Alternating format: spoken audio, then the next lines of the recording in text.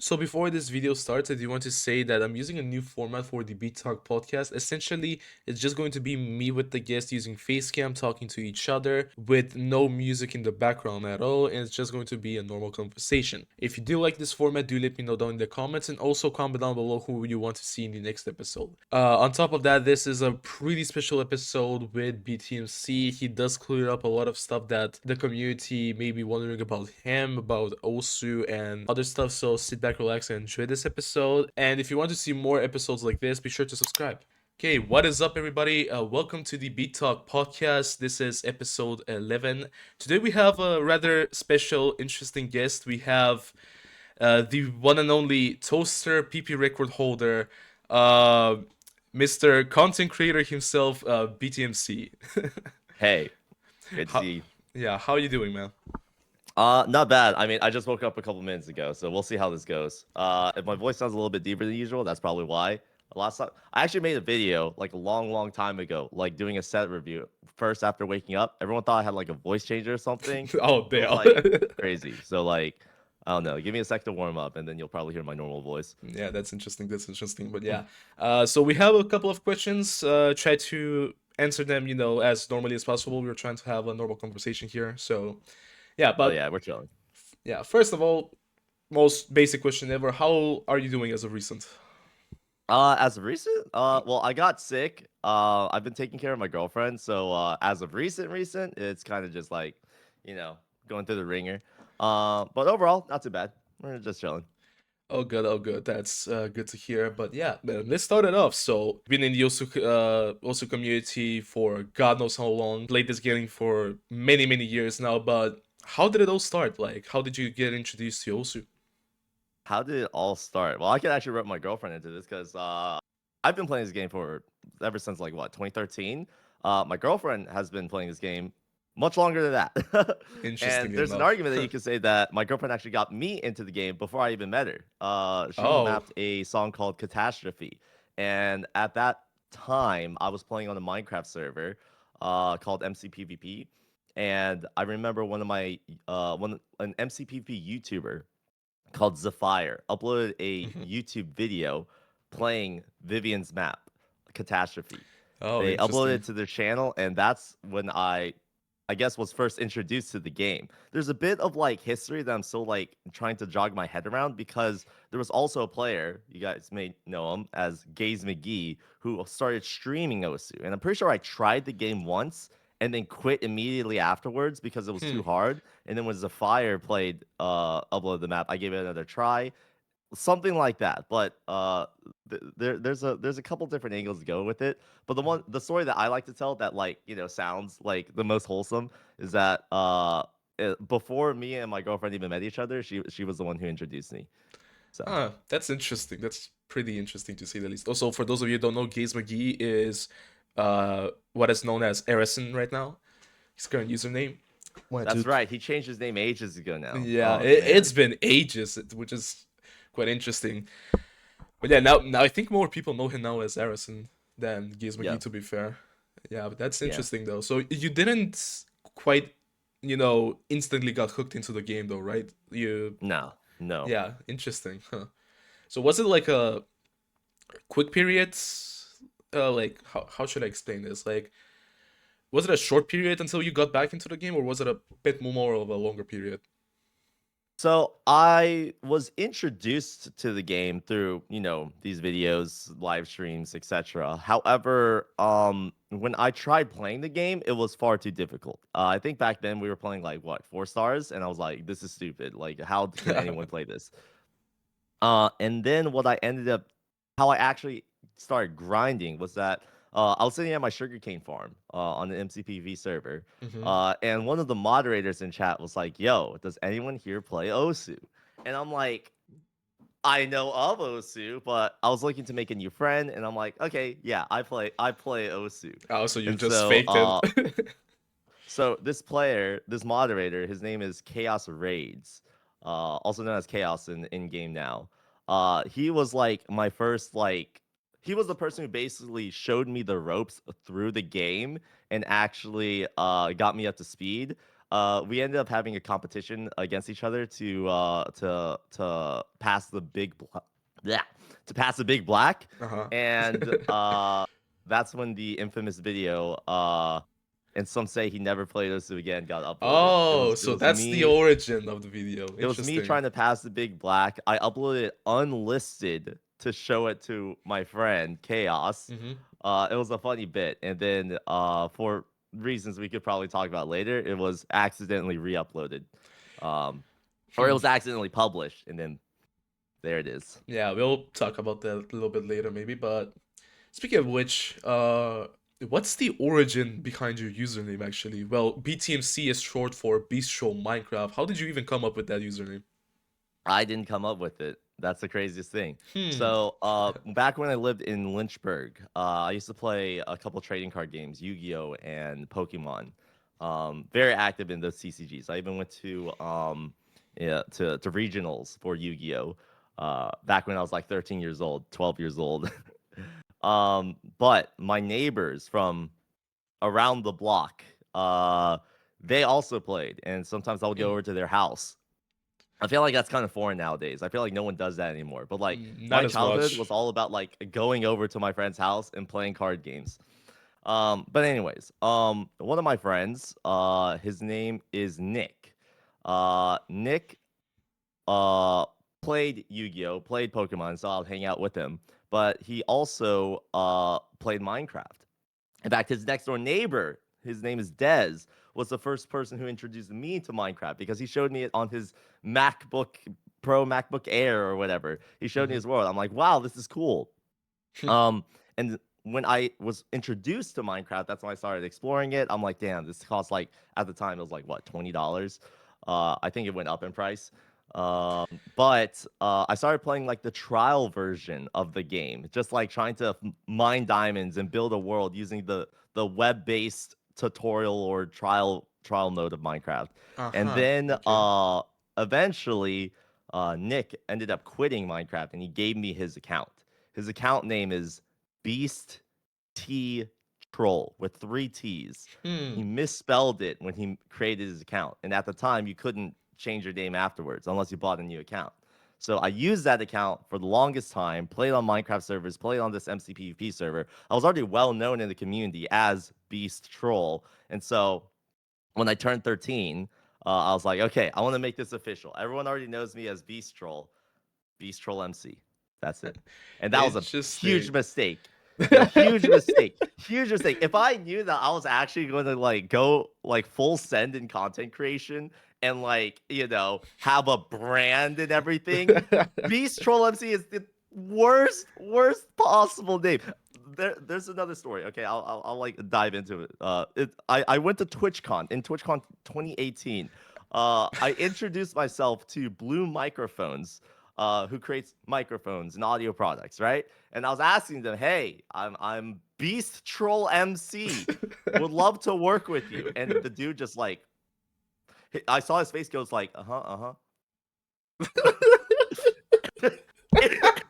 It was terrible. It was terrible. I'm guessing that's You'll like, literally see that lines up like around like 2018, and around that time afterwards, I changed my name to BTMC. yeah, It that's was what that I quick. wanted to say. Like, I'm guessing because of that experience, you shortened it to BTMC to make it a bit more brand Yes. friendly and everything. Everyone asks what BTMC stand for. Whatever you want. Okay. I mean, I You guess can that's why use your people imagination. I guess that's why people meme it in the comments nowadays. Oh, 100%. Yeah.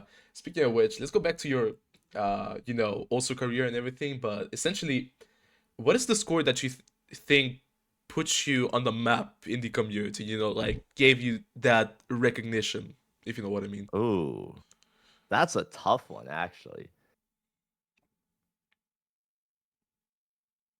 Okay. I feel like people have different like ideas for what the score would be, but I'm actually going to say a score that is probably extremely underground that no one knows about. Hmm. Um, so a long, long time ago, around I would say like 2016, 2017. I forgot when I actually set the score, but the idea that I'm trying to convey is that I was a new gen player. People categorize me now as like old boomer Osu player. I still see myself as new gen because I was part of like a second/third wave of Osu players. Around Mm, 2013, there was an influx of Osu players from the Minecraft community, from MCPP, from League of Legends, from BoxBox, etc. There was like a couple different sources of players that got introduced to the game around that time period. And so I felt pretty new gen. As one of those new gen players, the type of content that I created was not very old gen, as in uh-huh. score posting, best plays, let's play, that sort of thing. My content was funny thing happening. This song is funny. Like this is ridiculous. Like I played this map and failed. Like that sort of thing, right? Yeah, the So typical it streamer was slightly moments. unconventional, if you will. And so people at the time, if you look at r/osu game and actually search up my name from back in the day, people did not like me. They did not like me. I did not have the community's respect. It's very similar to how people treat John Porter, how people treat UserSif to this day. It's why I sympathize with a lot of these content creators because I know they are going through the ringer just like I did. Um, but there was a single score that I feel like was the turning point of that, in which I started gaining the community's respect. And that score was Martyr of the Free Word. It Hmm. was, I believe it was around, I don't even remember how much PP it was. Was it 200? No, it wasn't 200. It was like 400 maybe. I forgot. But Uh-huh. that score, I remember specifically Apraxia DMing me. And Apraxia, World Cup player at that time, one of the Legend at the best street time. players at Still that is. time, he DM'd me and it was like, yo, this is a crazy score. Because back in the day, 400 PP scores were kind of impressive, you know what I'm saying? So like he was like, yo, this guy actually has potential. And then I feel like that was like the turning point of like, holy shit, this BTMC guy isn't just some dude on the camera with for shits and giggles. He's kind of good at the game. And then that over time led to, other scores being set. And eventually here we are. Oh, good. Oh, good. Interesting story. Nowadays, if you think about it, lots of people have 400 PP plays because PP system, blah blah. You know the point. You know it Oh yeah. already. But yeah, what would you say is your favorite moment in your Osu career so far, though? The favorite moment in my Osu career? That's Yeah. a really tough question to ask. You're asking me to reflect on 10 plus years of the game and pick out the one singular Okay, moment maybe not one that I like. Uh, but you can name a few, a few of your like favorites. Let's say that to make it a hmm. bit more easier. So there's a couple of my favorite moments that come to mind, and they just so happen to be like clips that also like pop off. I find like my favorite moments are things that are funny. You know what I'm saying? Like I like funny things. Uh-huh. There was a time when I was like live streaming and I was in cosplay and my dad walked in on me. I thought that Oh, was kind of funny. wasn't that in the video as well, if I remember correctly. Yes, Yeah, yes. yeah, I I think do I was remember playing that. Nekopara too, so that was even worse. Yeah. Um, I thought that was pretty funny. Um, there was of course the times when I played with a toaster on my head. I call those like gimmick videos nowadays because I feel like that was like a phase of the OSU community where people were like playing OSU with with like chopsticks. I made a video where I played OSU with bread. The toaster I thought was genuinely kind of funny because it's less about the act of like, okay, there's a toaster on my head and then I'm like playing the game, but it's the story of some random dude, no correlation with them, no scripting whatsoever, came in and gave me a bunch of money to do it. And I'm like, okay, you can't make that up, right? Like that's Yeah, completely organic. And I feel like that organic, you know, idea is what makes it so cool. And so there are true. countless moments like that has happened in my community, and it's why like when I look back on my career, I don't actually think that I am that good of a creator. I just think my community is just so phenomenal at making amazing content, and I bounce back and forth with my community to do that. And so I'm just extremely grateful that so many amazing moments have happened, and I'm glad to be a platform to like have that happen on. Yeah, true. I mean, you've had many, many incredible moments in your career. That is without a doubt true. And Mhm. we've talked about the positive about your Osu career, but is there anything that you maybe regret so far that you've had in your Osu career? Regret? That's a really tough word. There are some mistakes that I feel like I've made. Countless mistakes. Some mistakes that some people don't even know about. Like there are some like I don't know if you do you know about the mapping contest that I hosted for Uh, Waifu Jam? wife. I don't remember. I want to This be is real. like super underground, but like I hosted a mapping contest with Iron Mouse. For Oh, Iron that Mouse's song one. called Waifu Jam. Yeah, Okay. and like that was a dumpster fire. I will say that. Like as like one of the judges, I was extremely biased. And the production slash like back end of it was a mess. And I've learned a lot of lessons, but because like it was so poorly done and poorly executed by me, I'm still like trying to muster up the courage to try to do another thing like that because I think the format is cool. I think the idea Hmm. of working with an artist to promote their song by getting people to create beat maps on it to play on it. Like I see the vision of that format as something that could actually genuinely add value to people, right? That would be interesting. That would be cool. That would like get people together to do something, right? And it just so happens that if an artist has a marketing budget, that can be applied towards prizes, and then all of a sudden, mappers can have an incentive to actually map, and then players can have an incentive to perform well. And so I'm really upset on myself that uh, didn't I didn't execute on that properly. And that's just one of many, many, many different mistakes that I've made. So yeah. Yeah, but to be fair, you are right about the promotion of songs through competitions and everything. I mean, even in Geometry Dash, that is happening from what from what I'm seeing. That's cool. There was something like that with I forgot the name of the artist, but they also have like also songs as well. Uh, if anybody's watching this video and knows what I'm talking about, comment down below. So I'll expand on that a little bit. So what I'm trying to do right now, and like I don't think I've actually announced this anywhere, but I'm working on an event called the Roundtable Open. That's pretty well known. The part that I haven't announced was that I've been working with an artist to create Hmm. a custom map pool for that tournament. Except it's not just a bunch of different custom songs. It's an album. An entire the album? plan the plan is to Oh, release the Roundtable Open with this artist's album. But I'm also realizing that's really difficult. I'm only saying this now because we likely have to scrap it and go with the traditional format. But hmm. there's a lot of different things that are running behind the scenes of ideas that I'm trying to push. That every single time I realize, holy shit, the idea is cool. It's extremely difficult to execute on. So to execute properly on. And so what I'm trying to do is I'm trying to be more careful, and that's why like I feel like even though I feel like I spend a lot of time working on Osu, nowadays I feel like a lot of people don't see it. But who knows? Roundtable Open is still happening. Would love to talk about that more, but it is happening April 24 through 26 this year at as a part of Level Up Expo. Okay, that's an interesting announcement. Hopefully, all goes planned, as you said. Yeah, I'm really Yeah, excited for it. yeah. But anyways, speaking of which, since I guess you've mentioned players and everything, but like, what are some tips you would give like to people that want to improve in the game What to improve in the game. Um, from personal experience? so the go-to advice.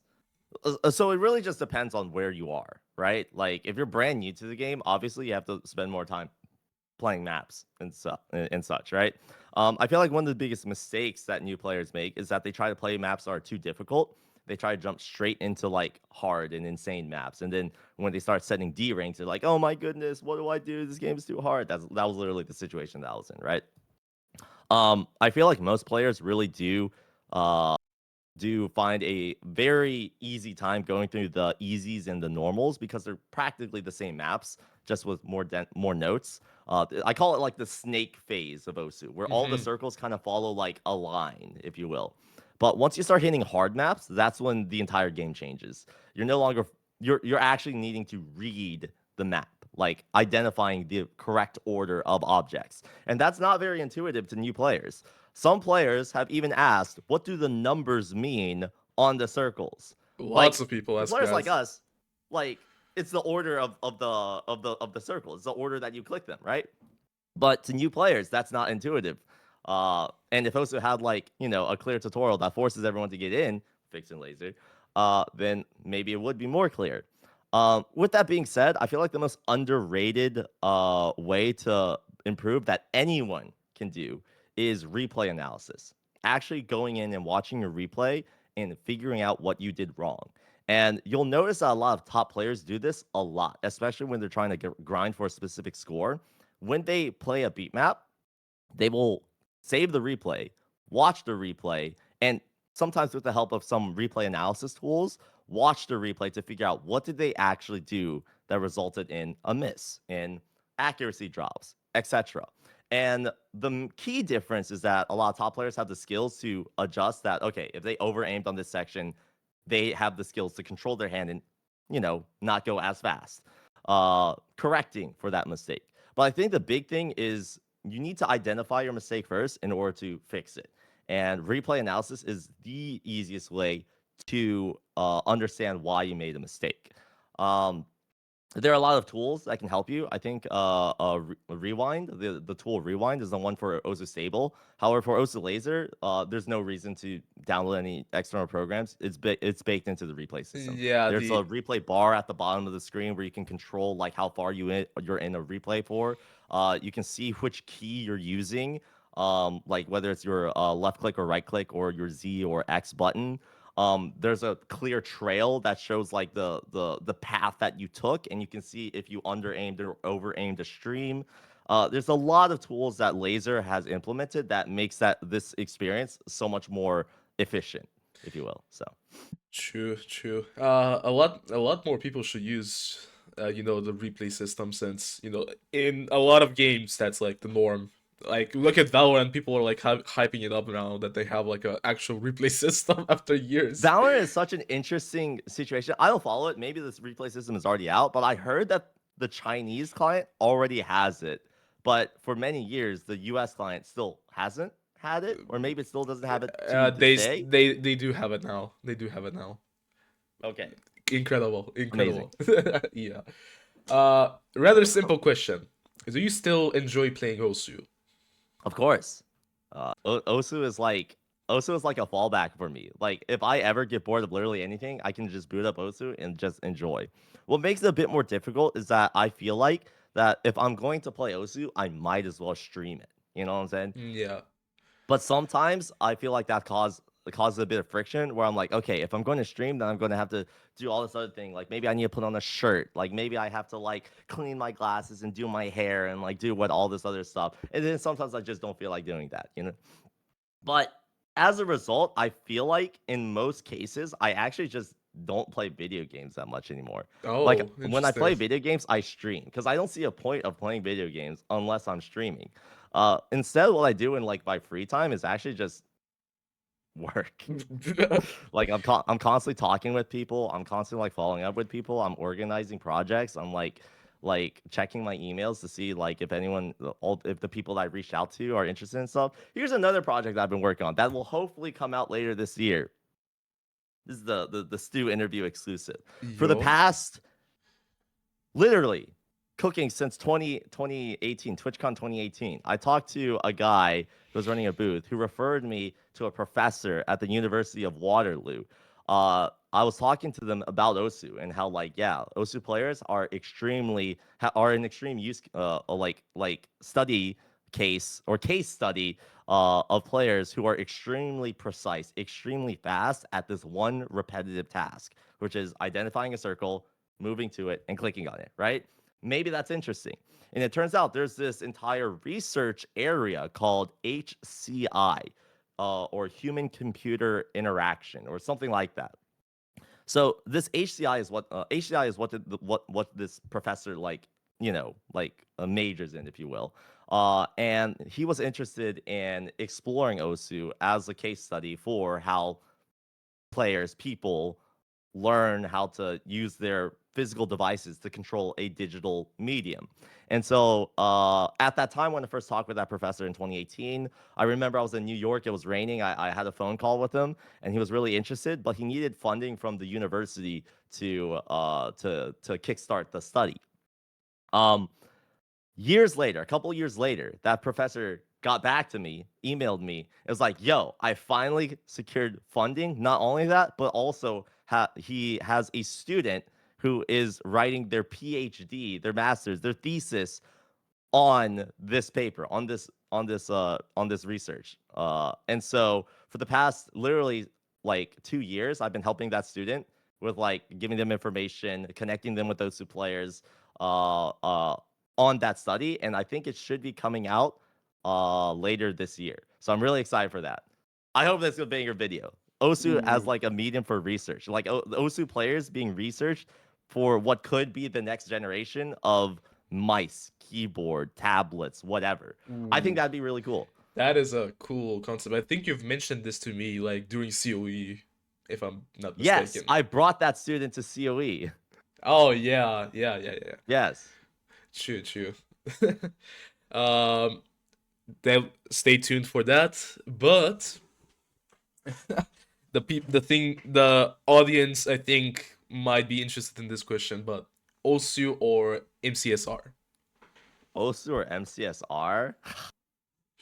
If I had to choose one, it'd be Osu in a heartbeat. Like, there's no Fair doubt enough. about it. Yeah, fair enough. See, what I'm afraid of though with the Osu community, because there has been a lot of talk within and discussion within the community of like, is the game dying? Things like that, right? We'll talk about that Um, a bit later, though. I quite literally had that prepared as a question. Oh, okay, sure.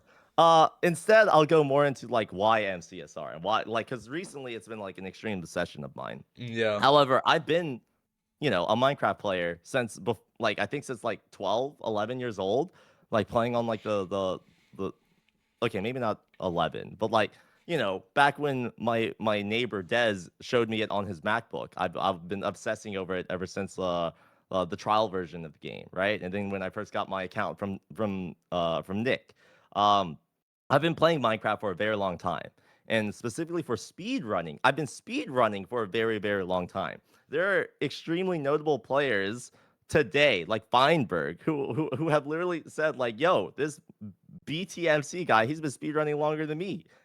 I'm nowhere close to Feinberg.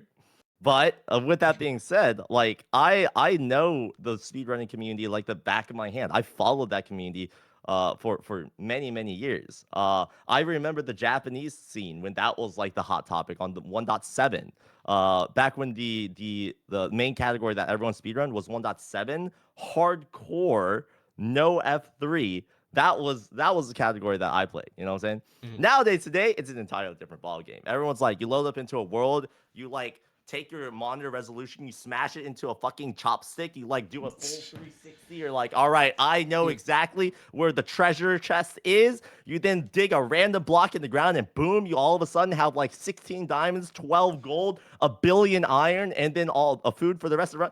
It's crazy. Okay, Yeah, there's like speedrunning the game has gotten insane, right? And you can tell that I like speedrunning and I like Minecraft, right? With that being said, Osu, I feel like is family to me. I feel like with the Osu community, it's given me an opportunity to literally change my family tree. And as a result, I will always feel connected to the Osu community and I always owe them everything. There's a lot of stuff that I want to do for the Osu community, but I've recognized that in order to do that, it requires me as a person to be more effective. Uh, like similar to how the Waifu Jam project was, in my opinion, a complete disaster. Those are problems. Those problems existed because I made a mistake. And I need to get better at managing people. I need to get better at setting expectations. I need to get better at following up with people properly and communicating properly. Because if I can't be the person to move things forward effectively, I'm not sure if anyone else will. In fact, that's actually another thing that I've dove into. I've tried to be like a supporting hand with many other creators, lending them my support, giving them advice, and hoping that someone else will actually take the reins from me so I don't have to be the only person to do it. And I feel like there are a lot of notable creators nowadays that are putting in the work to make incredibly awesome content. With that being said, I'm starting to take a different approach now, as of literally like a week ago. I'm thinking, instead of trying to teach people behind the scenes, like, hey, this is the knowledge that I learned. There you go. What I'm thinking instead is the better method is to make the content myself, show them what I feel like the best content is, have the numbers reflect them today because people think the game is dying. And then I'll show them, no, the community is still well and alive. You just need to make good content. And a lot of the content that you see out there kind of sucks.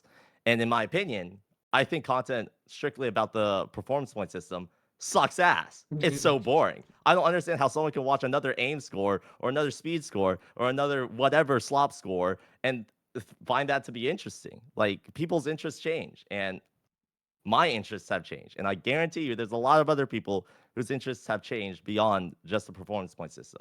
There's so much content, so many stories, so many interesting narratives that could be told about the OSU community in general. They're just completely overshadowed because everyone's thinking that performance points is the only way to go.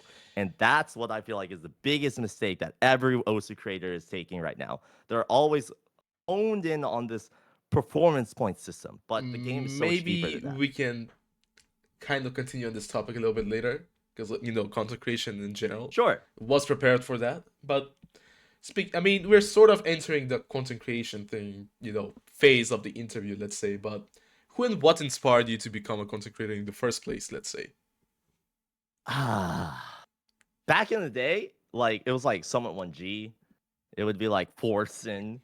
It would be like Soda Poppin'. Like, these are live streamers, right? Yeah. And so a lot of my content was built off of, live streaming first. And so how do I make better streams? Well, maybe you should have a face cam. A lot of players don't have a face cam when they stream this game. Maybe you should talk.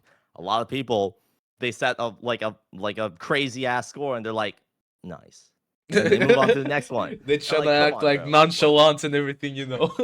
yeah, exactly. Which is like, yeah, if that's who you are, that's cool. But I just happen to be a much more expressive person, and I'm not ashamed of that, right?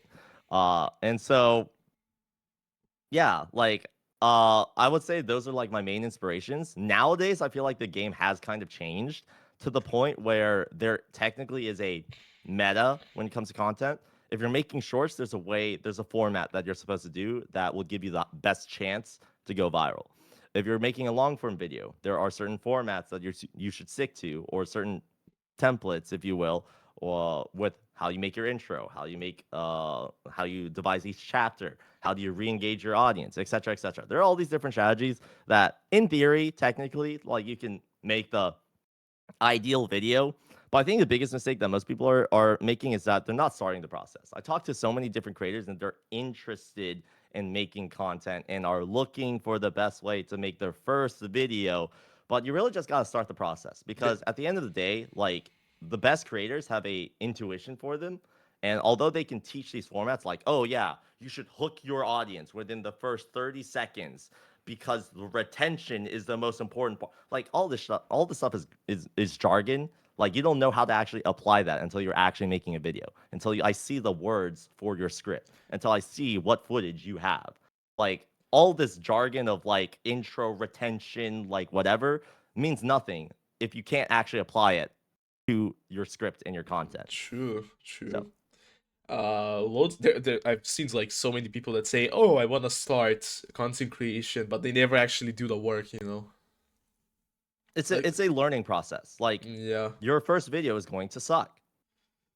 I mean, My no, first video sucks. nobody is born, ready. Like, you learn as you go, essentially. But you learn over time. Exactly. Yeah, Exactly. and you'll always learn, which is the interesting fact, by the way. So, I'm still learning. same, And same, I've been doing this for 10 years. same. I've been doing it for like how many, 2 or 3 years. I'm still like new. Yeah. Speaking of which, you've made like so many videos, but like, what's your like most favorite one that you've worked on so far? Favorite one. That's really tough. I don't think I actually have a favorite. And this is why. Ooh. I've been doing this for so long that my favorite is typically my most recent video Oh, until I upload a new one. Then that's my favorite. so basically, like Until I upload a new one, then that's my favorite. your Because think newest about, work is like your best, or is at least you look at it as your best, right? but let me tell you why. It's because the project that I'm actively working on, I'm trying to make the best content possible, right? The best content that I can make. And that is a lesson that is built off of the lessons I learned off of all of the videos I previously made. So when I watch my own content from like back in the day, I just see I messed up the recording here. The script could have been better here. The editing was like was off time here. There's dead air here that needs to be cut out, etc., etc. Right? So every time I watch my own content, that's all I see. In fact, it's kind of extended into a lot of other Osus players' content, which is why I find it so difficult to watch other people's Osu content. Is because I'm so like You're over, analytic yeah. brained that like it's very difficult for me to watch other Osu content because I'm so obsessed with like, okay, I feel like it could have been improved. And I'm focusing on how to improve it rather than the content of the video itself. That's something that I still need to work on myself because I feel like I should be actively keeping a pulse on the content that other people are making. Uh, and yeah, that's just me stabbing myself in my own foot. Yeah, you like overanalyze everything, but I completely get that though. I completely get that. Especially when you're like watching someone who's like just starting, you know. It's a it's one, like obviously I see all the analysis, but I also get the sense of like hope because every time I see someone new like starting to get into content creation, I get excited because wow, they're starting their journey. I hope they make it far. I genuinely do. I hope they stick with it. They are going to get flops. I actually fear for the people who actually get a viral video on their first video or their first couple videos because they're like it's like drugs, man. It's like when you get a bunch of views all at once, it's like oh my god, I'm famous. I'm so relevant. I'm like popping off. I'm like the hottest thing right now. And then like if you upload your next video and your video flops, that's where most That's people quit. the humbling process, let's say. Like, That's where most people quit. Like yeah. literally, they're like, "Yo, I've fallen off. It's over for me." You know what I'm saying? But like the real journey is not about the views. It's about how do you make better and better content because you're making videos for people. And the unfortunate reality is people's interests change. And that means you're working towards a moving target. Who knows? Maybe people will get sick and tired of the format of being hooked within the first 30 seconds. And then if they hear a hook or a Mr. Beast style video, they immediately click off. There's a lot of people, there's a growing number of people like that, right? And so that's why I feel like a lot of organic style videos, at least like that I've seen a couple months ago, started popping on up on my own recommended feed. Because if I see like a fucking YouTube thumbnail that has overly saturated colors and then like of this vague title that I don't even know what the content is about, I don't click on it. Just me. Um, so yeah, it really just depends. You're aiming for a moving target, and sometimes it means that you should be figuring out not how to make the best content possible, but instead, who are you trying to make content for? What is your audience? Who know your audience? Yeah. I mean, speaking of which, now that we moved on, sort of. I mean, we the question was, holy hell! I was gonna say we kind of shifted the topic a little bit, but doesn't matter. Let's get on. Get back on track. But what would you say is like your most stressful uh moment that you've had so far while working on something? Most stressful moment that I've had so far. Yeah. Hmm. There are two situations that came into mind. There are the Roundtable invitationals, specifically because that's when I realized that yo, if I don't make this like palatable, then like it's over. Like that's when like when $50,000 are on the line in order to make an event that I'm hoping to be successful. If it doesn't go successful, explosion. Yeah, You know what I'm saying? you're risking a So lot. that was extremely stressful. In fact, it was so stressful that I feel like I've like recently started going to therapy over it. Like Ooh. it is actually it was bad. You know what I'm saying? I've realized just how stressful that event actually was, um, and how the consequences of that event, the lack of preparation, has resulted in a lot of trauma, really. And a, the positive thing is that it's all driven by passion. It's because I want to see this game grow. I want to see people enjoy having fun with this game. I've made a lot of friends in this game. I want to give them opportunities to do more, you know, or give them more opportunities to connect with each other. And so I feel like my motives are in the correct place. It's just I need to get better. I need to be more effective in managing like these projects if I actually want them to perform well. And as for the second one, I think I forgot.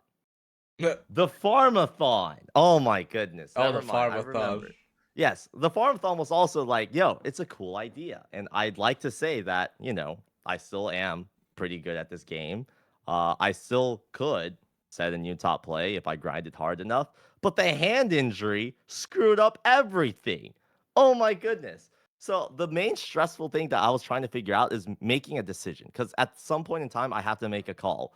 Do I continue the Farmathon or do I focus on my hand injury? And for some reason, I made the decision, let's do both. Oh my Let's god. have a Farmathon Yeah. focused on my hand injury. And well, I can do that if I communicate that effectively to my viewers. But for the average person going through the funnel, they see Farmathon. It's Osu only. And then instead, what they get is me playing Minecraft. What they don't understand is that I got a hand injury. I'm focused on my hand injury. I'm going through the therapy and I'm making a video about it, which should come out soon. And that, again, there's just more mistakes. Um, and so it's difficult.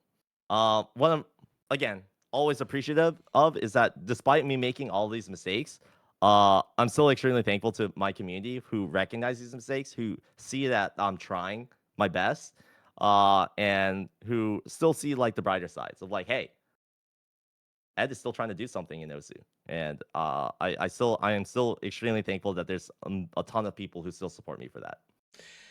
Yeah, speaking of which, did you mention that people are still supportive of, also content creation and everything, but now let's actually talk about this. What is your thoughts on the current state of also content creation? Lots of people are My currently talking about it, that saying that, oh, also content is dead and everything, and that there's no ideas. So I really want your thoughts on this. again, it's like I basically am restating what I mentioned before, but it's all about expanding scope.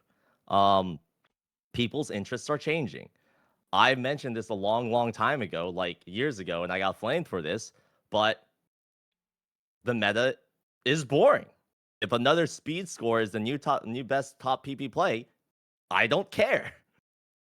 Like, doesn't mean it's not impressive. It's impressive. I just don't care. If the highest PP score is an aim play, that's awesome. I just don't care. And I feel like a lot of people are starting to come to that conclusion because once you see this for a certain amount of time, it gets boring. I've started recognizing this actually when I became a top 30 player. That's why I started shifting to tournaments because I found tournaments a lot more interesting, a lot more in depth. There's a lot more story and history into tournaments. And that's why I kind of pivoted into that. As with the performance point system, the fundamental flaw that when people realize they lose interest in, the fundamental flaw is that it's all based off of mappers. Mappers control everything. And when that can be abused, which can be abused, I think they're trying to crack down on it now, but still not fixing the underlying solution. When the supply of high performance maps became unchecked, the influx of beat maps that were manufactured to get a high performance point score, that just went through the roof. Like there are tons of maps that are known as farm maps. And I think it's really boring that in order to get a high rank, you play these manufactured beat maps that were created so you get a high performance point score. And then you expect people like me to be impressed that a map that was manufactured for a high PP score was created, and then you, who played it to get a high PP score, get a high PP score. You expect me to be impressed by that? No. Yeah, we're And I kind think of. a lot of people are coming to the same conclusion. Mm. I am more focused on story. Why is the score impressive? How long did it take for someone to get this score? Nowadays, you're seeing new map get ranked, score comes out the same day. You expect upvotes. Maybe back in the day, but I think a lot of people are sizing up to the format, realizing that it's slop. It's literally manufactured content that is boring, and people's interests are changing. Yeah, it does seem like that. Like, if you've noticed, I don't know if you've noticed, but more and more people get hyped whenever there's an actual cool score that isn't quite always related to PP nowadays compared to, previously. But And so I here's the risk that people need to take. Every content creator out there understands the format is high PP in the title, big PP in the thumbnail, people will click. What creators are willing to take the risk of paying an editor, paying a thumbnail artist, spending hours of time working with them to make a video on the score that hasn't been proven that people will give a shit about? There's not many people out there who are willing to do that. There's some people who are making there are people nowadays who are making content on things that interest them. And that's the foundation of content. If people are looking at it from a financial standpoint, OSU is not going to work for you. And I think that's the reality. A lot of content creators, if they're getting into this business, they need a business that works. And unfortunately, OSU as a business is very difficult to make work. Um, there's a lot of people, you have to venture out and make it out of passion. And I think that's what the reason why a lot of OSU content is dead. It's because people rely on a format, on predictable results in order to make their content. And the game is going through a shift. So half of the community is on Stable, half of the community on Lazer. What do you make content about? If you make it on Stable, you're alienating half of your audience now. Can you take that risk? Why would you make content on Lazer when you know everyone's on Stable? Would you make a risk on making content on Lazer, etc.? The bottom, the main point that I'm trying to get across is that in order for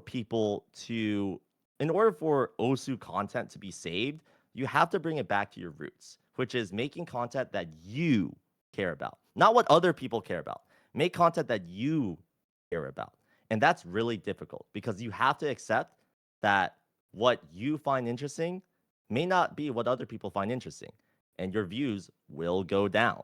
But what you're building over the long term are people who see the game, who find the content that you find interesting, they find interesting as well. And over time, you build that community.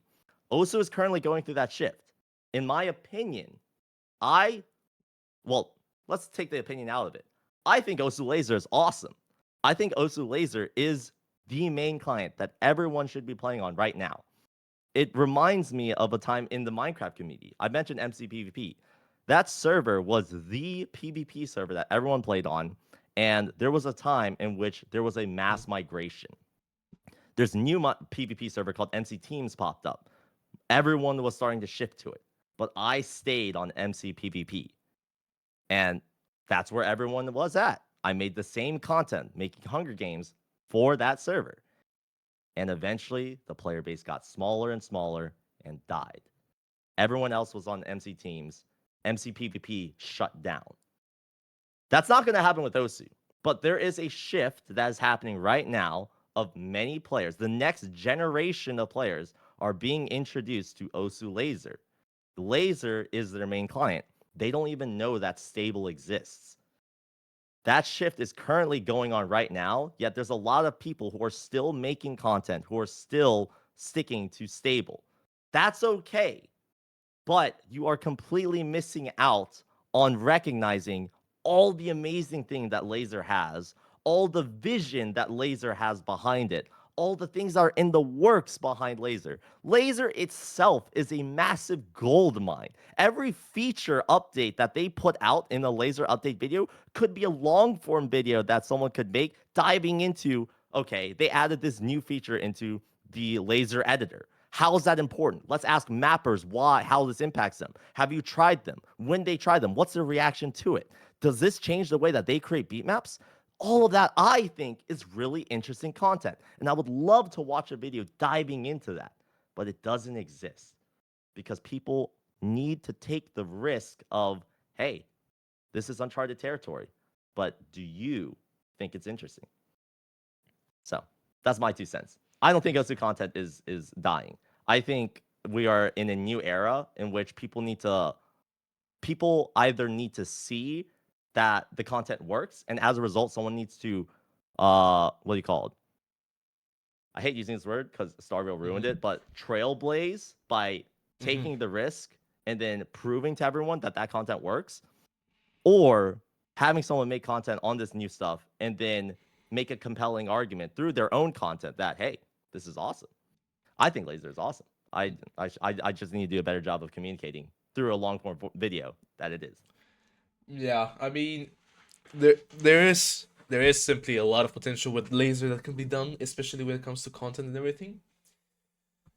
And you kind of sort of did insert my question about whether or not you think also can have the potential to peak again as like previously, or maybe you I want think to people answer that. concern themselves over these numbers all the time, but when you bring it all the way back down to the fundamentals, which is how do you create the best experience for a player?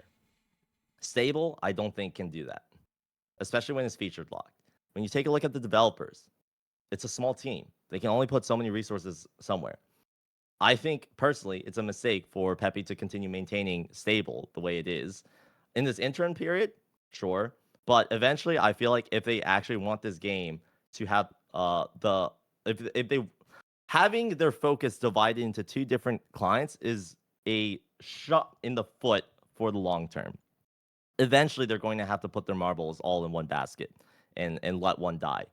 Pepe says, and he's very stubborn about this, that he will maintain stable as long as there's a single player on it. I respect that. Pepe says that he will never add ads to this game. I actually hope he doesn't because I feel like that's one of the things that sets this game apart. Um, but he's also shooting himself in the foot. There are core, uh, there are core foundational beliefs that the game's developers has that are literally holding it back.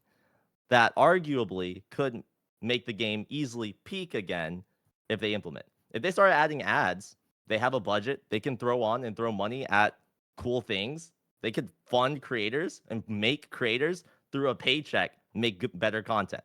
They could do that. I feel like it would kind of suck though. It kind of ruins the passion behind it. And the reality is, when you focus on Osu by the numbers, you don't see the passion of people. And I'm hoping that by people watching this conversation between us, Mm-hmm. they recognize that I'm a very passionate person about Osu. I I love this game. I really do. And I want to see this game grow. However, in order for the in my opinion, the best way to do that is by making content that you like. And at the moment, I'm trying to wrap up my current projects, which is unfortunately content that's still a couple years old. Uh, United States Cup. Hopefully, by the time that people watch this video, will be finally wrapped up. That was from 2024. It is now 2026. It's tough. I'm Jesus, yeah. making a video about the Farmathon. That was 2025. Uh, that's only a year late. And Not too then shabby. exactly. Like I'm trying my best. I truly am, and I'm trying to try even harder because I know that there's this absolute gold mine. But people just need to make it out of passion, out of expecting no one to watch it. Are you willing to make a video that no one will watch because you like the video? That's the question that you have to answer. If you say yes, you may be a part of Osu's future. Genuinely, as a person just like me, sitting next to me. That's it. Yeah, that's honestly completely fair. But goddamn, we got a bit mixed, but it doesn't matter. We can continue forward. This is a bit of an interesting question that I have since you've been in this realm for God knows how many years.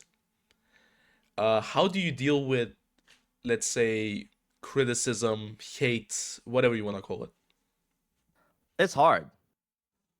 It's really hard. Like I don't. like I feel like the angle that a lot of bigger creators will say is that fuck the haters, like they don't know shit, like I'm better, blah blah, flex money, that sort of thing. Unfortunately, that's not me. When I do read the comment saying BTMC you fell off, it hurts. In fact, I'll tell a story. I don't know their name, but I think I was literally just like walking around LA or something. But I was out in public. Someone recognized me and they wanted a photo. I'm like, yeah, that's cool. Every time someone asks for that, I'm extremely happy because I get to meet one of the people who supported me. However, they literally told me to my face, like, I hope you stick around with the community, which is a fine comment, right? And I said, yeah, I'm never going to leave. I don't think I could ever leave this game. But what they followed up with was what genuinely hurt me. They said, are you sure? And then I said, yeah, I love this game. I've spent so much time in this game. Why would I ever want to leave? And then he said to my face, bro, you've fallen off. Your numbers aren't looking too hot. I doubt it. And that hurt. I don't think I've ever told this story anywhere outside of my girlfriend because after that, it hurts, man. It genuinely hurts because part of me, foundationally, I do this for the love of the game. I make the content not because of the views, but because I'm making content that I want to see, that I want to watch. But what makes it difficult is because he's right. The numbers have gone down. And as with this being my full-time job, that means that if I don't maintain at least a certain number of views, that impacts my livelihood. That impacts my ability to pay rent. That impacts all these other factors. And so the question is, or the reality is, as much as I want to not focus on the numbers, the fall off, if you will, I have to ground myself with the reality, which is I do this because I love it.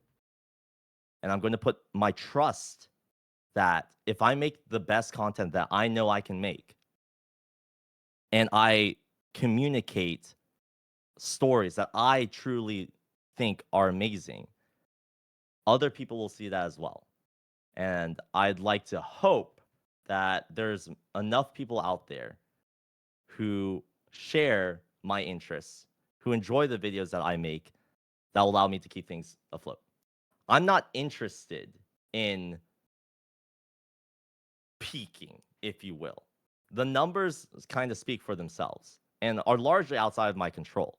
If I wanted to, I probably could try to, I guess, format myself using the metas to, juice the numbers, if you will. However, my main foundational thing is sticking to what I believe. And I personally just don't want to make slop content that I can't stand behind or that doesn't interest me.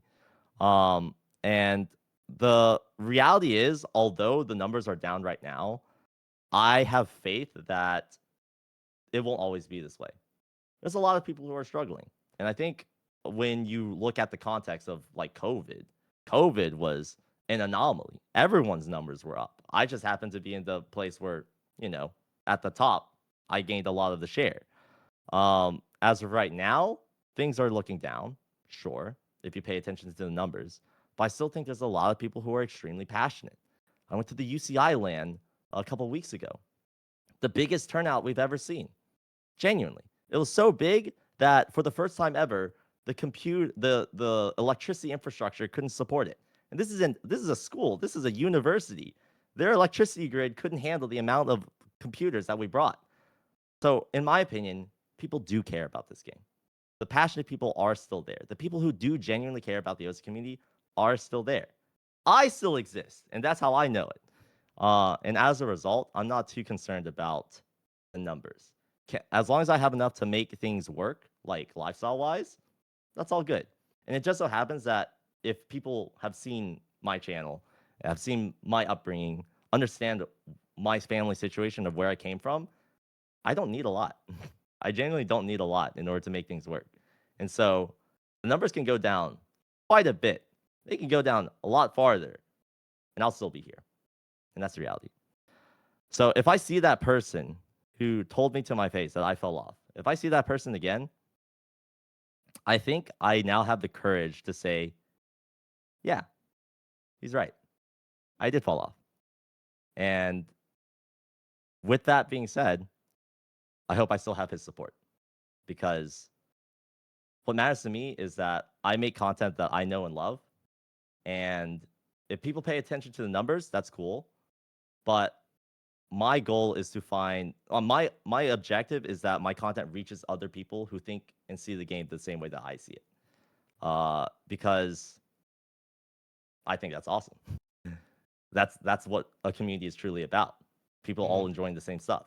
So Yeah, that was a cool, interesting story from you. All right, so another interesting question that I have here, a bit more in towards like the future of Osu. What do you think of like the current state of Osu Laser, and is there anything you're looking forward to getting added to the game? so unfortunately, this is a very like relevancy oriented question, and the honest response is that I've been so addicted to MCSR as of the last like 2 months that I honestly haven't followed it. It's really embarrassing because I went to Japan. I talked to Peppy, lead developer of Osu. I was outlining my vision for for ranked play, the 1v1 elo based system that Speaking of I which, think would be incredible content, right? speaking of which, I wanted to also ask you about that as well. How was like your trip and everything? But I guess you can include it now in this answer as Yeah, well. yeah, yeah. Screw the format. Like, Yeah, it's whatever. so I went to Japan, talked to him about this thing. Peppy was completely on board. He was like, "Yeah, this is a cool idea. Let's work together to make this happen." And then, uh, I booted up Minecraft. Bro. So I actually haven't checked in on the development of that system, whether or not rank play has even like came out yet. Still has him, by the I've way. just been so like dived into like the Minecraft community that like shit. I need the reason behind it is that um I'm focused on finishing my current OSU projects, which is United States Cup, which is the hand injury video. I even went to an OSU LAN event called the City Invitational. I got first place from it.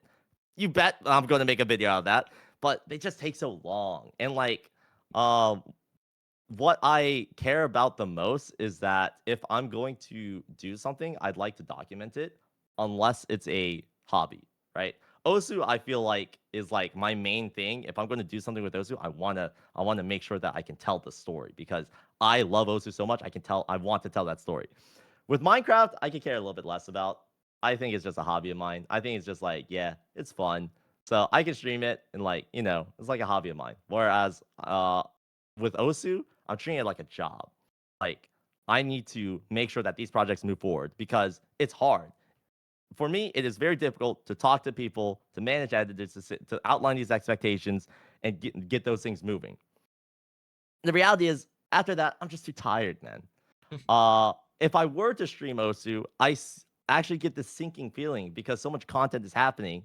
I'm talking about it, but I can't I can't turn it into long form videos, and that feeling stings even more compared to just not talking about Osu at all. I just know that when I start streaming Osu again, there is a wealth of content for me to access. People like I'm not sure if like other creators feel like there's a lack of content. I think there's a gold mine. I just don't want to waste it. When I start mining that gold, like I want to make sure that I cash it in, if you will. Like I can't think of a better word. I want to make sure I can cash it in by making a video about it. You know what I'm saying? Yeah, yeah, So yeah. I'm not too stressed about that. Yeah. But in general, you're looking forward to like all of the stuff when it comes to laser and everything like that. We've talked I have a about top level. I have huh. like a top level understanding of like I'm still following Osu from like I Hmm. browse r/Osu game from time to time, but r/Osu game is primarily just like score posts, and I'm like, what happened to the old days of like memes back when OBR and back before OBR existed? There were actually like kind of funny memes and relevant memes. I actually feel like Osu mapping drama is actually more interesting. Also, Uh, mapping drama. Oh God. yeah, dude. I actually feel like mapping has like a lot more content compared to like the scores, because like the Mm. mappers are what actually control the game. Yeah, Like actually, that's sort of interesting now that you mention it. There's not a lot of mapping content nowadays if you think about it. Pishy spearheaded that, like showed how it should be done, and no one Yeah. has picked up the mantle yet. Why, bro? Like I don't get it, Some man. people have. They're just one-off videos, Yeah. like videos from Mo from back in the day. I think Mo also with like 0 BPM. I forgot that video. That was a banger. But yeah. Yeah. Alright, to wrap things up, final question that I have, but anything you want to announce for the future of what you have planned and so forward for content and everything? Right. I think the biggest thing is the Roundtable Open. The Roundtable, it's been almost 5 years since I started the project. We started with invitational events. Now with the help of Level Up Expo, it's an open event now, so anyone can come. It's in Las Vegas, so if you're looking for an excuse to head to Vegas, there you go. April 24th through 26th are the show days. We have a $10,000 prize pool thanks to Level Up Expo. We have many different events. Last year we had a massive tournament split into two different divisions. This year we are only doing one main tournament, but we're also adding a lot of smaller side events that people can participate in that also share a part of that prize pool. So, for example, the person who sets the highest PP play at Level Up Expo will get paid out per PP. What? I feel like I actually, What? when I first thought of that, I thought it was an original idea, and then I looked online. Turns out it wasn't original. But What? yo, Huh. I already have Emrek's interest. I heard Emrek actually booked his flight already. So like, if you're gunning for that competition, good luck. Uh, but yeah, I've allocated like I think like $2,000 to that competition of the 10 grand. There's also going to be a significant portion for the 1v1 tournament. I believe we'll also have a mapping contest as well organized. I'm still figuring out the details for that because again, I don't want to screw this up. But yes, there's a lot of events I have planned for the Roundtable Open as a part of Level Up Expo, April 24th to 26th. If you love Osu, you will love to be there. There's going to be a bunch of incredible people there. So yeah, that's the main thing. Of course, I'm making a bunch of my own projects. However, I'm taking my own time with that. So hopefully, eventually, by the time that this video comes out, I'll have at least like United States Cup wrapped up, and people can watch the entire journey from round of 16 to grand finals. But yeah, a lot of stuff planned. Like people, the main thing that I hope people recognize from this interview is that even though I haven't been uploading as much recently or interacting with the OSU community publicly as much, I'm constantly, every single day, involved with OSU to some extent. I'm always working on something. Roundtable Open has been a year-long project, and so despite publicly people having concerns, there are no concerns here. Like straight up, I love OSU. I'm always working on OSU every day. I treat it as a privilege. I'm extremely humbled to be here, and I'm just extremely thankful for everyone's continued support. And yeah, that's pretty much everything. Again, Ed, thank you for taking the time for this interview. Really enjoyed talking with you. Hopefully, by the end of this weekend, actually, this video will be up. Hopefully. Yeah, you got your operations down. Yeah, hopefully. We'll see. Hey, shout out to Corsace, rest in peace.